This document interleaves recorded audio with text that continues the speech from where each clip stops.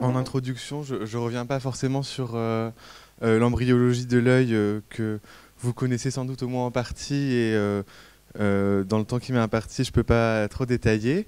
L'anomalie de Peters, donc c'est une dysgénésie du segment antérieur de l'œil qui est caractérisée par une opacité cornéenne qui est liée en fait à une disparition des couches postérieures de la cornée, notamment la membrane de Descemet, c'est un signe qui peut être visible aussi à l'échographie, et des synéchies irido-cornéennes, comme sur la photo, ce qui définit le Peters de type 1, ou lenticulo-cornéenne, ce qui définit le Peters de type 2.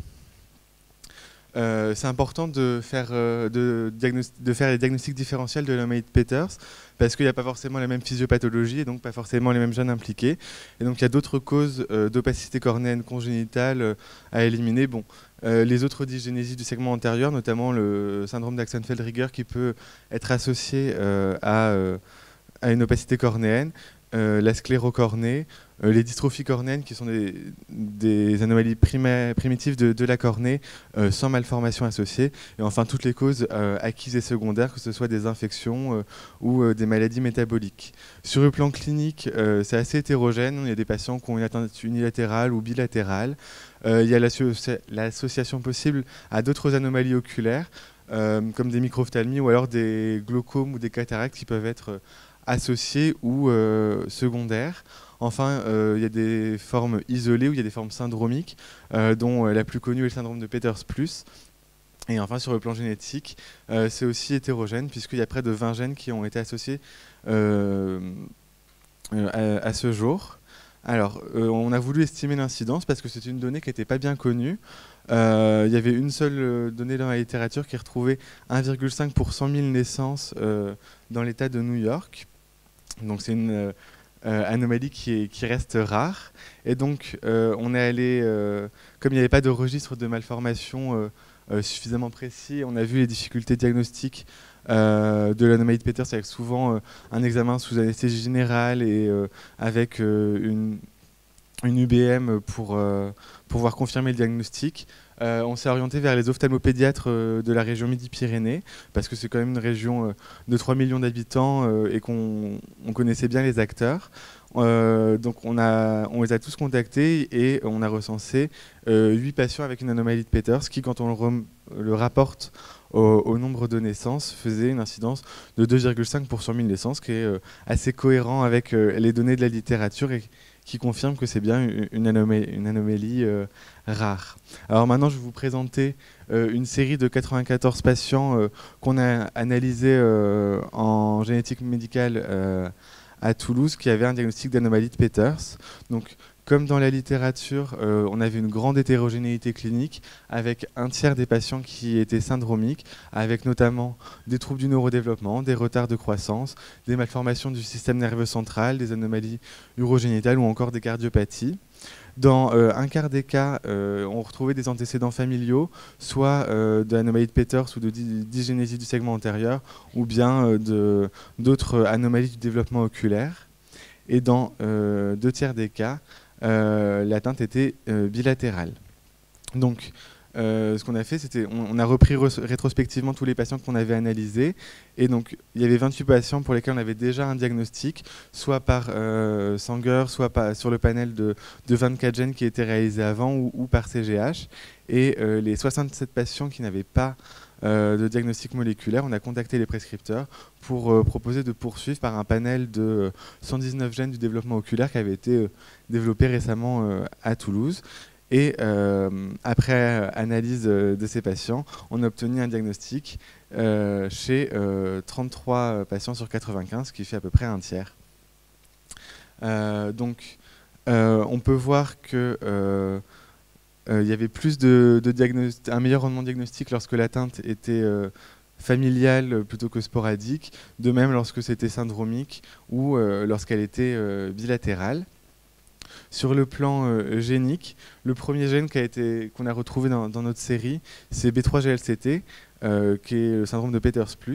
Les petites hachures, c'est pour les patients qui ont une atteinte syndromique, puisque ils avaient tous une atteinte syndromique. Ensuite, on retrouvait PAX6, qui est aussi bien connu sur le plan des anomalies oculaires et qui est d'ailleurs le premier gène identifié dans l'anomalie de Peters. Ensuite, on retrouvait de manière assez importante des CNV. Et enfin, on a eu la surprise de découvrir SOX2 comme gène sur lequel je reviendrai un peu plus tard. Et après, de manière récurrente mais moins fréquente, dans des anomalies de Peters souvent isolées, on retrouve les gènes PITX3, CYP1B1 et FOXO3, et de manière plus anecdotique, PITX2, RARB, une famille où il y avait deux variants dans patch1 et COL4A1, et le gène HCCS. Alors, donc B3GLCT, il code pour une enzyme, là, une O-glycosyltransférase. Il est associé au syndrome de Peters+, qui est de transmission autosomique récessif. Sur le plan clinique, le phénotype des patients concordait avec les données de la littérature, avec une anomalie de Peters ou une autre dysgénésie du segment antérieur dans la littérature, un retard statural, une dysmorphie crânio-faciale, des anomalies des membres avec en particulier une rhizomélie et puis une brachydactylie et une déficience intellectuelle. On peut simplement noter qu'il y avait un patient qui avait une craniosténose qui n'a jamais été décrite dans ce syndrome. Donc, est-ce que c'est lié, c'est vraiment lié au variant qu'il avait? Ça reste à définir. Et enfin, il y a un variant récurrent qui expliquait une bonne partie des diagnostics de la série. Enfin, donc PAX6, qui a été retrouvé chez 5 patients. PAX6, c'est le gène de l'aniridie, mais il y a des phénotypes atypiques qui ont été décrits, particulièrement pour les patients qui ont des variants faux sens dans les 2 domaines de liaison à l'ADN, puisque c'est un facteur de transcription. Et il n'y a pas vraiment de corrélation génotype-phénotype bien évidente, mais c'est ce qui est noté quand même dans la littérature. Les patients avec des faux sens dans les domaines de liaison ADN ont plutôt des phénotypes oculaires atypiques autres que l'aniridie, alors que les variants perte de fonction sont plutôt associés à l'aniridie. C'est ce qu'on retrouve dans notre cohorte, même s'il y a un des patients qui a une délétion complète du gène qui a été mise en évidence sur le panel et confirmée sur une CGHRE custom. Donc, ça fait le lien avec les CNV qui ont été retrouvés donc, en plus de PAX6 chez 5 autres patients. Donc, un patient avec une duplication qui comprenait le gène FOXC1, qui est aussi un gène bien connu du développement oculaire, et dont des délétions comme des duplications ont été décrites comme associées à diverses anomalies oculaires, notamment des dysgénésies du segment antérieur. Et enfin, on a chez 4 autres patients qui avaient une anomalie de Peters syndromique, diverses syndromes microdélétionnels où là, il n'y a pas de gène majeur du développement oculaire, mais qui ont été associés de manière occasionnelle à des anomalies de Peters, notamment la microdélétion 22q1.2 qui a été retrouvée chez 2 patients. Et enfin, donc, je vous disais, on a eu la surprise de retrouver chez 4 patients un variant pathogène dans le gène SOX2. Je dis la surprise parce que SOX2, c'est un gène qui est majeur dans le développement oculaire, mais dont le phénotype est plutôt des micro-anophthalmies, avec un large spectre phénotypique qui peut aller d'une anophthalmie à un œil normal, et qui représente à lui seul 15% de tous les diagnostics de micro-anophthalmie. Il peut être isolé ou syndromique, avec notamment une déficience intellectuelle et des anomalies de la tige pituitaire. Des dysgénésies du segment antérieur ont été occasionnellement décrites dans SOX2, mais il n'y avait jamais eu de Peters. Donc ça souligne peut-être l'importance de ce gène aussi dans le développement du segment antérieur. Et donc il y a peut-être encore d'autres choses à découvrir dans ce petit gène SOX2. Sur le plan du phénotype, en dehors d'une Peters, il n'y avait pas vraiment de choses particulières par rapport aux données de la littérature. Et sur le plan des variants, c'était que des variants tronquants, mais pas de corrélation génotype-phénotype évidente, en tout cas dans le gène retrouvé. Alors, en conclusion, On a montré que l'incidence de l'anomalie de Peters était de 2,5 pour 100 000 naissances. Dans notre série, on a retrouvé un tiers de patients avec une forme syndromique. On a réussi à avoir un diagnostic chez un tiers des patients avec B3GLCT comme chef de file dans les anomalies de Peters syndromiques, PAX6 dans les anomalies de Peters isolées, les CNV qui sont une cause à ne pas négliger dans cette anomalie. Et enfin, on a montré l'extension du phénotype du gène SOX2 dans l'anomalie de Peters.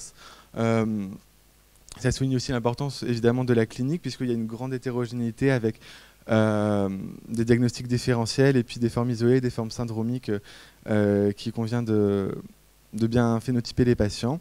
Et enfin, pour les 2 tiers de patients sans diagnostic étiologique, plutôt que d'aller vers de l'exome, on pense que c'est plus pertinent d'aller vers du génome pour explorer les régions non codantes des gènes, parce que finalement, alors, si on reprend les gènes de la cohorte, alors certes c'est sur une analyse de panel, donc on n'a pas trouvé d'autres gènes, mais les gènes qu'on a trouvés, c'était finalement des gènes qui étaient tous très bien connus dans le développement oculaire depuis des années, qui avaient déjà été explorés en Sanger, et finalement on a plus montré l'extension du phénotype de gènes qu'on connaissait déjà très bien que la découverte de nouveaux gènes.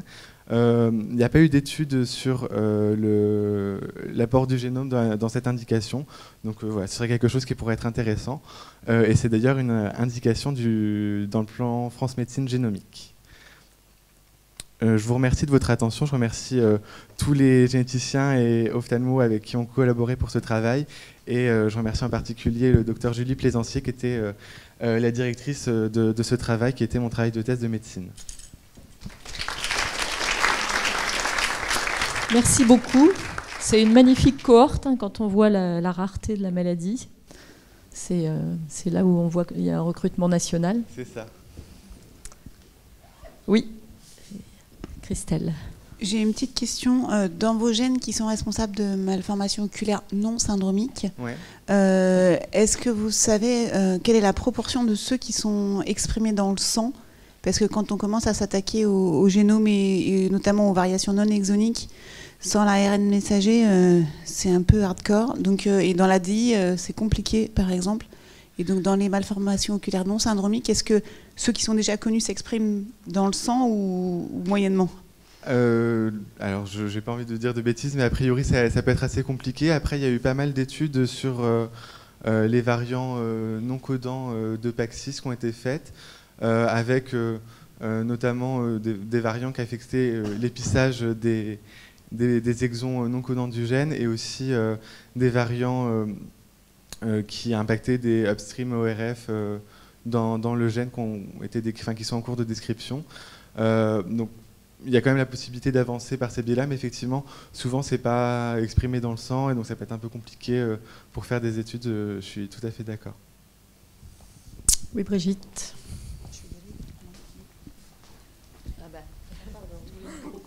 Oui, moi je suis assez d'accord. Dans les pathologies et des gènes connus, d'aller d'abord rechercher les régions non codantes des gènes connus plutôt que d'autres gènes.